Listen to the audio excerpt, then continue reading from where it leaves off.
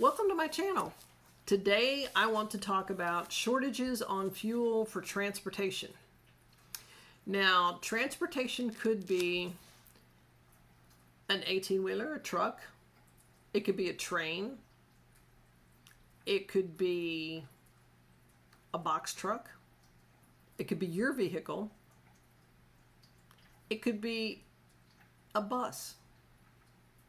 Now, transportation, not only to get from place to place, but transportation as in transporting goods. Again, I've got a bag of rice. It weighs 1 pound, so it's heavy. The cost of transporting this bag of rice from A to B, point A to B, and they don't just move one bag of rice. They move pallets of these bags of rice. They're heavy. So the vehicle will use more fuel the heavier it is. So the transportation costs will rise.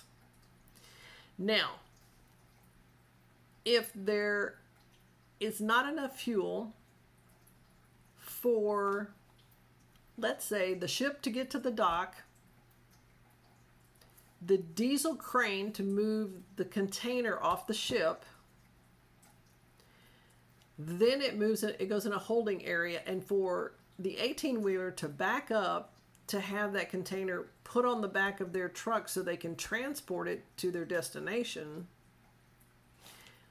then it gets to a point where it might be transferred into a box truck and delivered to the stores. Okay, things might be put on a train, a different bus. So transportation costs start at square one and they end at your store. The heavier the item, the more it's going to increase in price, because the vehicle that transports these heavy items has to use more fuel for, let's say, the truck to move it. I have said in videos before, in fact months ago, buy everything that's heavy right now, because the price of fuel is going up and up and up, and so it'll get more expensive to transport it from A to B. Now, this was months ago I told people. And as you've seen, diesel's gone through the roof. Well, gasoline is high, but diesel has gone through the roof, and that's what the big trucks use. So if you look at cost, and it's not just food, laundry detergent, cat litter, cat food, dog food, anything that's heavy, anything, especially cat litter, it's extremely heavy. Feed for your animals, that's heavy. A truck brings it to the store. Now, unless it's in a silo and it goes, off of a train. Well, the train brings it. So think about the shortages on fuel for transportation that we have maybe in the future. Will the truck stop? Not because they want to. It might be because they have no fuel to put in the tank. And so they stop on the side of the road because they've called ahead to ABC truck stop, or whatever it is, 1, 2, 3 truck stop, and they don't have any fuel. So they have to call around. You may have a line of 18-wheelers lined up just back to back on the highway calling for fuel. Okay, I got fuel down the road, I don't.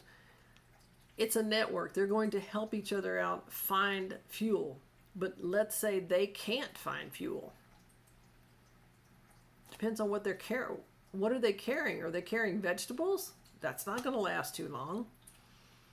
Are they carrying medical supplies? That won't be good either.